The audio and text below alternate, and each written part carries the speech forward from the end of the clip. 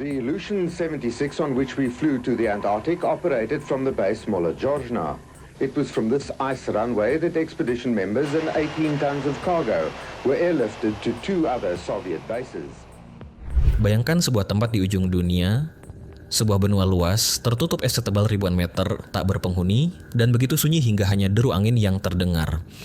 Namun di balik kesunyian itu tersembunyi ambisi besar dari berbagai negara. Inilah kisah tentang Antartika, benua yang dulu disebut tanah tak dikenal, namun kini menjadi rebutan seluruh dunia. Gagasan tentang adanya wilayah di ujung selatan bumi sudah ada sejak ribuan tahun lalu. Filsuf Yunani kuno, Parmenides, pada tahun 450. Sebelum Masehi mengemukakan ide tentang wilayah bersuhu dingin di selatan, yang ia sebut Antarktikos.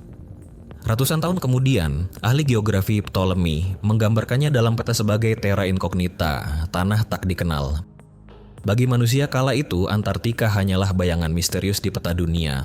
Namun pada tahun 650 Masehi, seorang penjelajah asal Polinesia bernama Uiteranggiora berlayar jauh ke selatan. Ia menggambarkan laut yang penuh dengan buih putih, yang kini diyakini sebagai deskripsi awal tentang lautan es di kutub.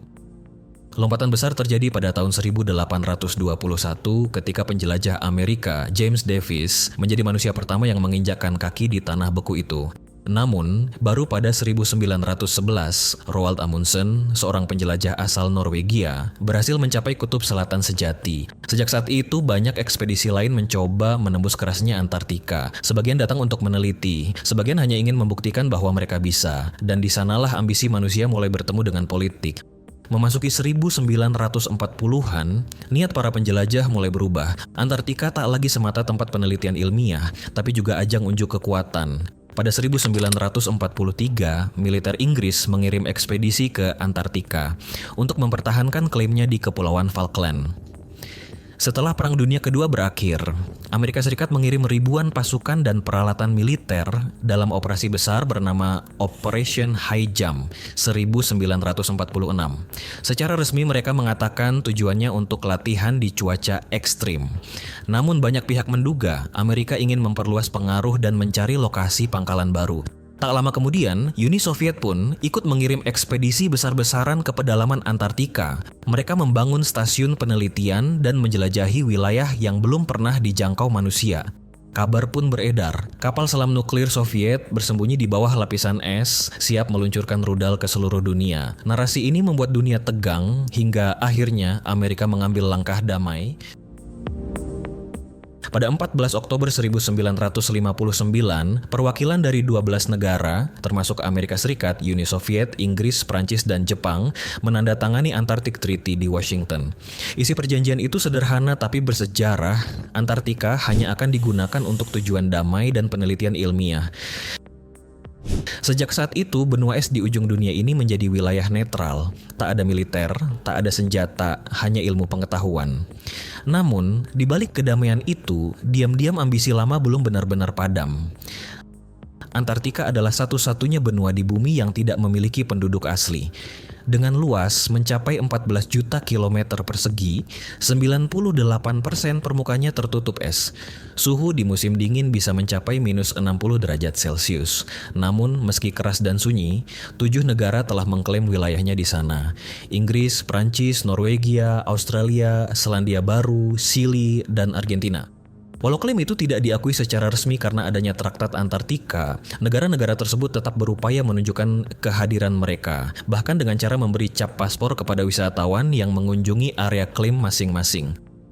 Kini, ada 66 pos penelitian yang tersebar di seluruh Antartika. Sekitar 4.000 orang berada di sana setiap musim panas, dan sekitar 1.000 orang bertahan di musim dingin. Namun bukan hanya ilmuwan yang tertarik dengan es abadi ini. Banyak negara mengincar sumber daya alam yang terkandung di bawahnya. Menurut British Antarctic Survey, di bawah lapisan es tersimpan cadangan besar minyak bumi dan batu bara. Bahkan, laporan dari Lowy Institute menyebut ada sekitar 203 miliar barel minyak di wilayah ini. 50 miliar barel diperkirakan ada di Laut Weddell dan Laut Ross yang masih tertutup es tebal dan berdekatan dengan wilayah yang diklaim Australia dan Selandia Baru.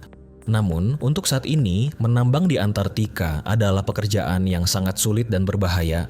Biayanya mahal karena iklim yang ekstrim, mantel es yang tebalnya ribuan meter, dan jauhnya Antartika dari populasi manusia. Aktivitas penambangan jelas bertentangan dengan Traktat Antartika yang ditandatangani oleh 12 negara anggota pada 1 Desember 1959 dan mulai berlaku pada 1961. Traktat tersebut mengatur wilayah Antartika sebatas sebagai keperluan penelitian ilmiah dan pelestarian alam, serta melarang segala kegiatan militer. Dalam beberapa tahun terakhir, banyak negara di luar Inggris, Perancis, Norwegia, Australia, Selandia Baru, Chile, dan Argentina yang mulai melirik Antartika.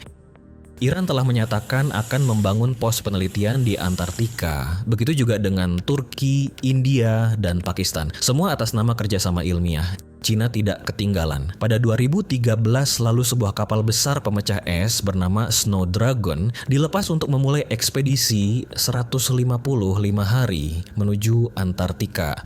Snow Dragon memuat 256 awak yang mayoritas adalah ilmuwan, termasuk berbagai macam material bangunan untuk mendirikan pos penelitian bernama Taishan di Antartika Timur yang dikenal menyimpan kekayaan batu bara, biji besi, mangan, dan hidrokarbon. Pihak-pihak proeksplorasi sumber daya alam menyerukan agar larangan penambangan di Antartika ditinjau kembali. Alasannya, cadangan minyak di dunia menipis. Permintaan minyak bumi diklaim masih tinggi meski pengembangan dan penggunaan net energi terbarukan seperti matahari dan angin meningkat. Banyak pihak khawatir saat lapisan es mulai menipis akibat pemanasan global, negara-negara akan mulai menuntut hak atas minyak dan mineral di bawahnya.